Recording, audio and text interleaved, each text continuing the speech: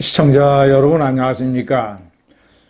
국민의힘 내에 드디어 이 탄핵풍이 거세게 불기 시작을 했습니다.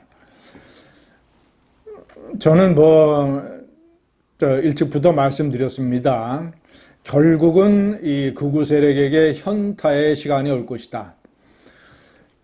결국은 한동훈에 대한 배신자 프레임, 그리고 탄핵 찬성 프레임, 이런 것에서 벗어나서 감정적인 판단을 뒤로 하고 결국은 대통령 선거 본선 경쟁력, 이재명과 싸울 수 있는 후보, 이런 현실적인 현타의 시간, 전략적 선택의 시간이 올 것이라고 말씀드렸습니다.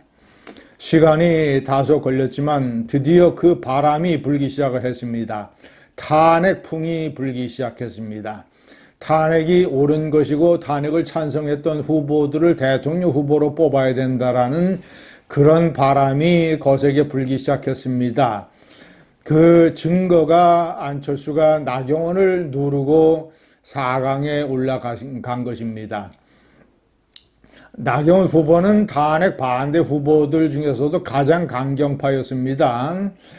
한남동 관저 앞에 가서 시위를 하고 헌재 앞에 가서 윤상현, 김기현 이런 사람들과 같이 어울려서 탄핵 반대 시위를 하고, 그리고 탄핵 파면이 된 이후에도 한남동 관저에서 윤석열과 같이 어울리고 윤석열의 격려와 응원을 받고 이런 모습을 보여서 진짜 윤석열 아바타가 아니냐, 이런 시각을 받기도 했습니다. 물론 그는 대통령 후보를 진짜 노린 것이 아니라 대통령 선거 이후에 전당대회에서 당대표, 특히 TK 강경 보수 당원들의 어떤 지지를 얻고 본인이 당대표가 되고자 하는, 여러 차례 좌절됐던 당대표가 되고자 하는 목표로 그렇게 한 것으로 판단이 됩니다만은 그것조차 민심을 너무 잘못 읽었다.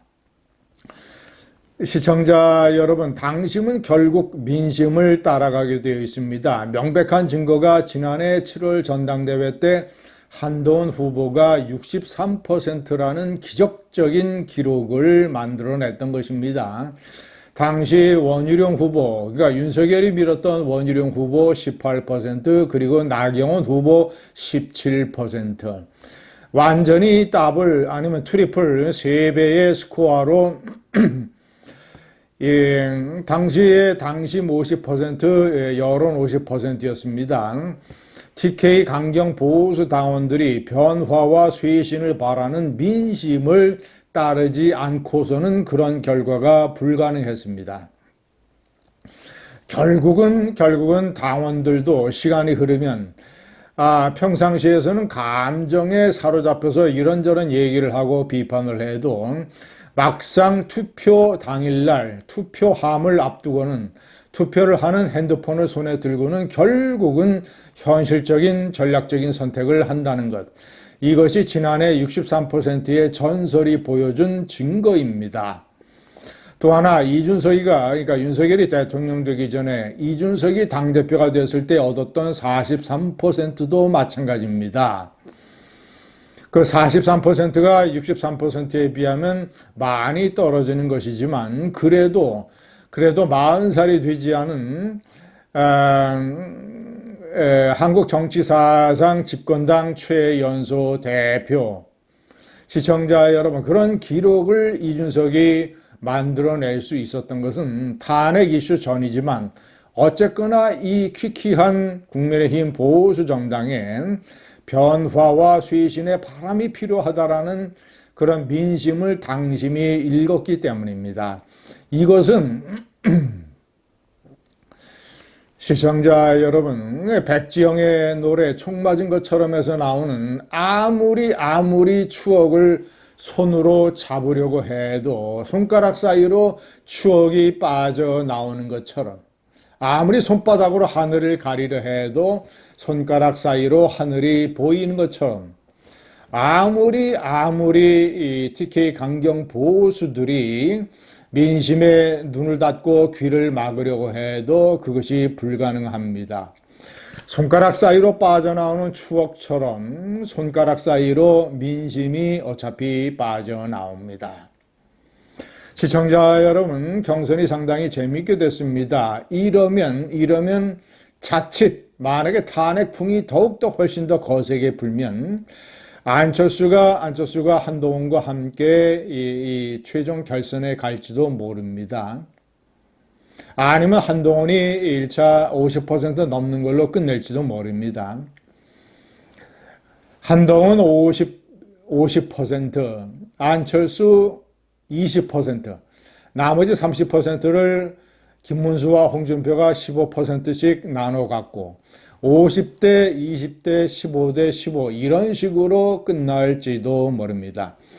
자, 그렇게 되지 아니하고 탄핵 찬성표를 한동훈과 안철수가 꽤 나눠 가지는 상황이 돼서 만약에 한동훈과 안철수가 두 사람이 올라갈 수도 있는 것이고, 자, 어쨌거나 이제 2차 경선, 2차 토론, 3차 토론. 자, 중요한 것은 한동훈 후보가 어떤 식의 스탠스를 잡고 어떤 식으로 공략을 하는 것이냐입니다.